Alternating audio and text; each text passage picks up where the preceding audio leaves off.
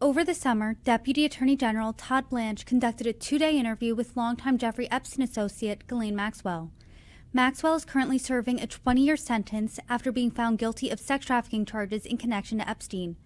During her meeting with Blanche, she claimed to have never witnessed any inappropriate behavior and that she never saw President Trump engage in any wrongdoing. After the meeting, she was transferred from her prison in Florida to a minimum security facility in Texas, the type of prison camp that typically does not allow sex offenders. Her emails that she sent since her move to the Lone Star State show she's received preferential treatment from the warden, benefits from a host of privileges not usually provided to other inmates, and writes in a tone that is, quote, notably free of regret, remorse, shame, and self-doubt, according to Atlantic staff writer Isaac Stanley Becker, who obtained the correspondence. Stanley Becker joins Forbes True Crime to discuss his takeaways from Maxwell's emails from prison.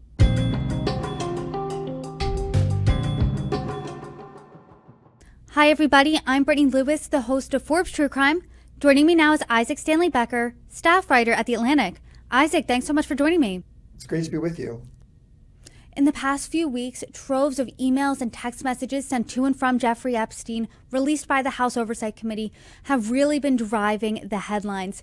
But you have some reporting on the emails that Ghislaine Maxwell, Epstein's accomplice, has been sending from prison. So to start off the conversation, what did you learn from this correspondence? Yeah, I was really interested in looking at these emails because, as you mentioned, there's been so much attention on Jeffrey Epstein and a kind of drip of release of some of his communications. But Jeffrey Epstein is dead, and there is someone who was convicted of crimes, related to his conduct, who is still living, and that's Ghislaine Maxwell. So over the past couple months, she's been emailing family members of hers as well as a member of her legal team, and describing the vastly improved conditions at this new prison in Texas that she was transferred to. So she had been held at a facility in Tallahassee in Florida, and then she was moved to this facility in Texas shortly after her interview in July with the number two at the Justice Department, Todd Blanche. And it's unusual for a number of reasons. I mean, most starkly, just the fact that Bureau of Prisons guidelines state that sex offenders are supposed to be held at a low security prison minimum, and this is less than that. It's minimum security, so that's unusual for starters. And then in the emails, the tone of the emails is really cheerful and kind of grateful, because what she's doing is kind of reveling in the vastly improved situation she's in, and also the kind of particular treatment and even perks that she's getting at this facility. So most starkly to me, she has this very unusual relationship with the warden of the prison, where the warden is acting as this kind of go-between for her with her legal team, emailing documents, scanning documents, setting up and kind of facilitating particular visits by members of her family, clearing those visits, allowing them to bring in personal technology, ensuring they get snacks and drinks during the visit. So she's really quite happy. She's been quite happy over the past couple months, and it's easy to see why, because she is in this relatively comfortable situation in prison. I want to talk about all of that, but first I think we should start with the tone, because that was most shocking to me in your piece. I listened to a lot of the interview with Ghislaine Maxwell and Deputy Attorney General Todd Blanche, and what struck me the most about those conversations, those tapes, was that the tone a lot of the time in her conversation didn't really match what exactly they were talking about. And Ghislaine Maxwell in 2021, she was sentenced to 20 years. She was found guilty of really heinous sex crimes, some involving minors. She was a member of the elite. Now she's a pariah in all of polite society. She's most notoriously known as Jeffrey Epstein's accomplice.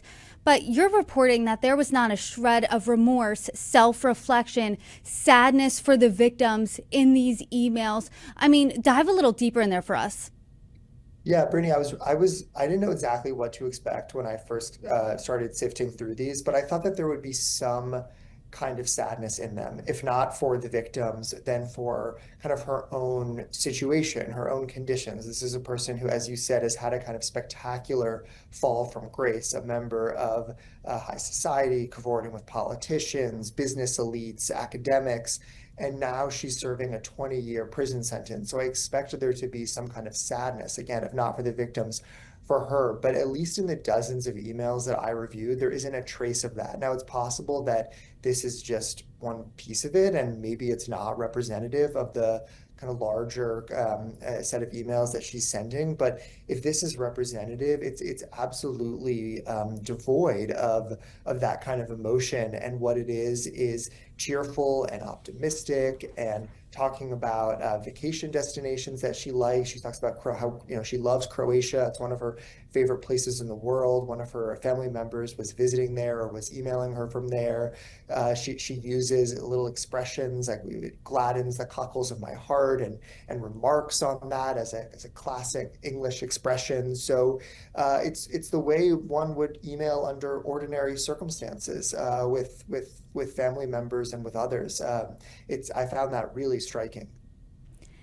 The timing of this all is really important, right? Because Maxwell was moved to that cushy prison camp in Texas after that summer meeting with the number 2 at the DOJ, Deputy Attorney General Todd Blanche. So when you're looking at these emails, what are the perks that she's describing now at this new Texas camp? Right. I mean, I think that the notable thing here is the contrast. So, of course, there are still limitations. She's being held here, and it's not the kind of life that she once had, of course. But I think the contrast is really what's striking and what has sunk in on her. The way she described the facility in Tallahassee was really bleak. She described it as lawless. She said it was filthy. There was vermin everywhere. People got into fights. She's described drug deals. And again, this isn't her telling, and maybe it's an exaggeration. And the facility in Texas is just worlds away from that. And the kind of unusual treatment that she's getting is wide ranging. And I learned this both through the emails and also talking to other people who are familiar with her situation there. And it ranges from everything to special access to toilet paper. So, this is a really severe situation where ordinarily inmates are allotted 2 rolls of toilet paper a week, and then they have to buy more from the commissary with the rather meager wages that they earn from tasks they perform in prison or from other resources that they may have. And I was told that other inmates have resorted to using paper towels to wipe themselves. But for whatever reason, Ghislaine Maxwell has been allowed an unlimited supply. They've stockpiled toilet paper for her use. She doesn't receive visitors in the ordinary space where other inmates receive visitors. She receives them in a special in the prison's chapel, apart from the others. They have access to drinks and snacks when she's meeting with members of her legal team who've been authorized by the warden specifically to bring in personal electronics. And then the thing that most struck me, as I mentioned, is this very unusual relationship with a warden, where it's almost as if the warden, who is the leader of this facility, overseeing, I think it's about 650 inmates, is acting almost as a kind of legal secretary for her team, scanning and emailing documents, making sure they have what they need, arranging particular visits, authorizing the use of personal technology.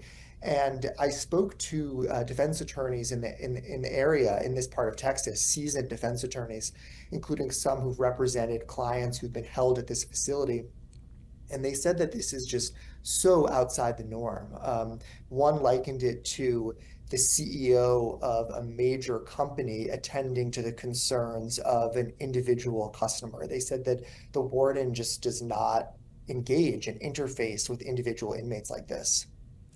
So because of that, because of just how unusual that relationship is, obviously the next question would be, why is the warden acting this way? Based on what you've read in these emails, is there any answer to that question? This is really the mystery, and I wasn't able to arrive at a satisfying answer to this. And I should say I sought answers from the warden. The warden had an opportunity before my story published to, go point by point through some of the aspects of her dealings with Ghislaine Maxwell and to explain and talk about the kind of instructions she's been given. So this remains somewhat of a mystery. One of the defense attorneys I spoke to put it this way. He said, really, there's only 2 possible explanations. One is that this warden has some kind of special relationship, special loyalty or fealty to Ghislaine Maxwell. And we just have to think of that as extremely unlikely. Why would this warden at this random facility in Texas, 90 minutes from Houston, have some particular relationship with Ghislaine Maxwell. And the other possible explanation is that she was given some sort of instructions by higher ups at the Department of Justice in the Trump administration to attend to this inmate in a particular way. And that would be really concerning. And based on what she said to Todd Blanche in those summer meetings, she said that, according to her, she never witnessed anything inappropriate when it came to the world of Jeffrey Epstein. She had really complimentary things to say about President Trump. She kind of distanced President Trump from Epstein, said they weren't really close friends. She said something to the effect of, he's always been a gentleman, or I've never seen him act inappropriate. Does it seem, based on your reporting, based on what she's saying, that that meeting and what she said benefited her, and now that's why she's experiencing this better treatment? I can't point to a cause and effect, but it certainly seems that she went out of her way to both try to exonerate President Trump of any kind of improper conduct, and then beyond that, just to praise him, to say that she admired him, she admired his election victory, which really goes beyond the scope of what she was being interviewed about, and the kind of realm of the set of knowledge that she has about the issue at hand here. I should also say she at that point back in July, still she was hoping to have the Supreme Court review her case. She was appealing, and in October the Supreme Court declined to hear that appeal, and after that point,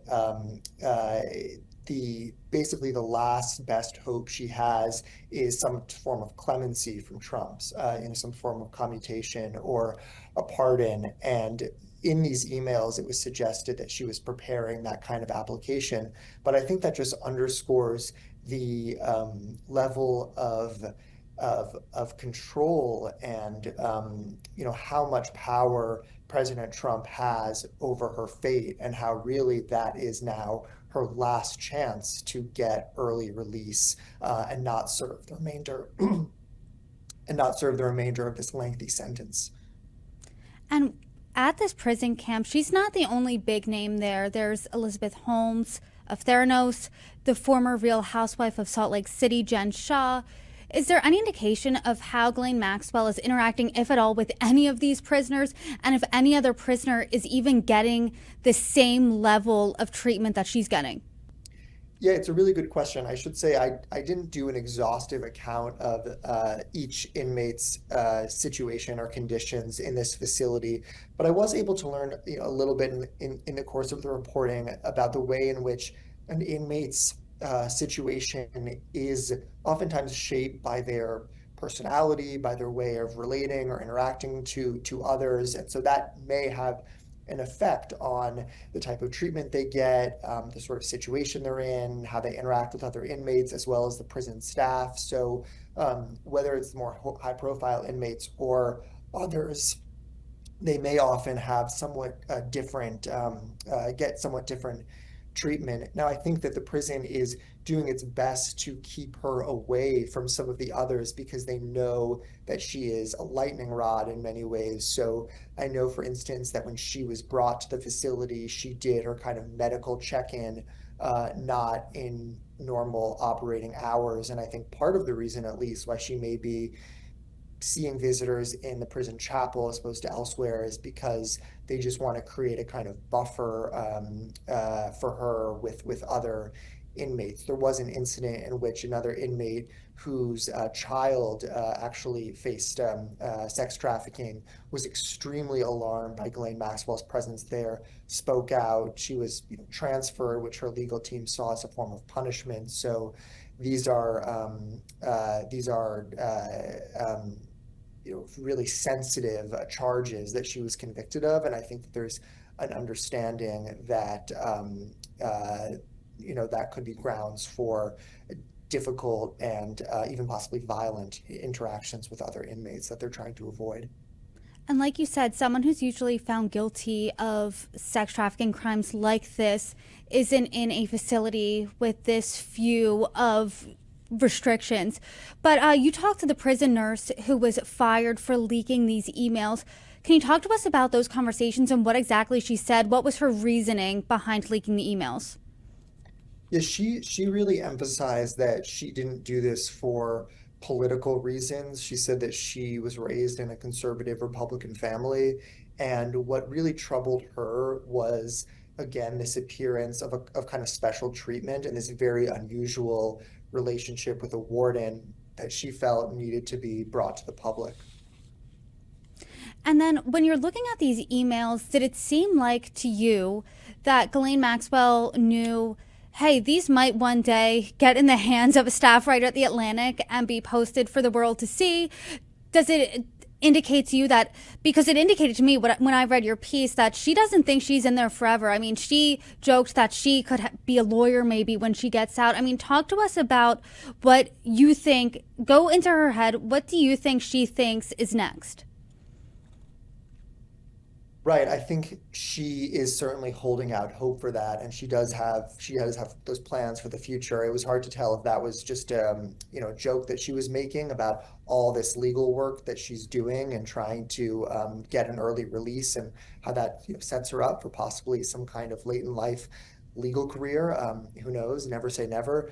I think that it's interesting about whether she was aware that these emails could be released in some way.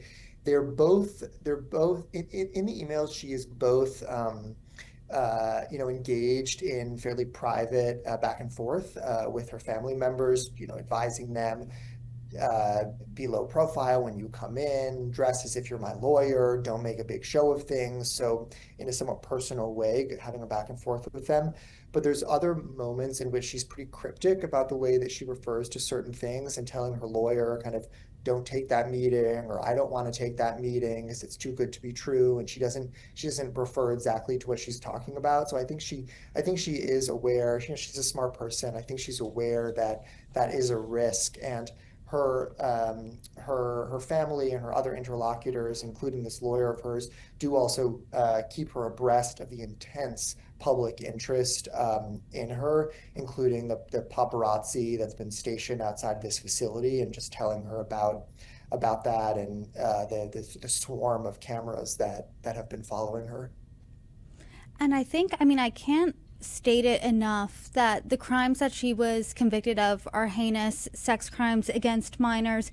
And, she said in an email you're reporting that she said to her brother that she was finally on the right side of Alice in Wonderland's looking glass.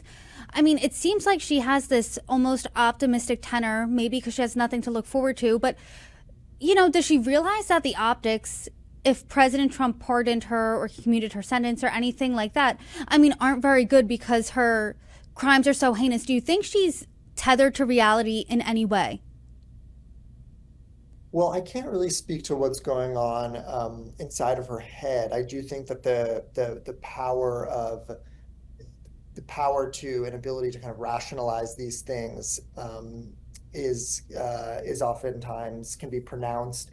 And also, of course, an aspect of this story has been about impunity first for Jeffrey Epstein initially, before the law caught up with him. And then also the way in which, even though she was associated with him for many years and known as his longtime companion, even after he was arrested for the first time, she was able still to move in polite society, be invited to fancy events, sit on fancy boards. And so I think that kind of impunity doesn't, it may persist even after this kind of harsh punishment.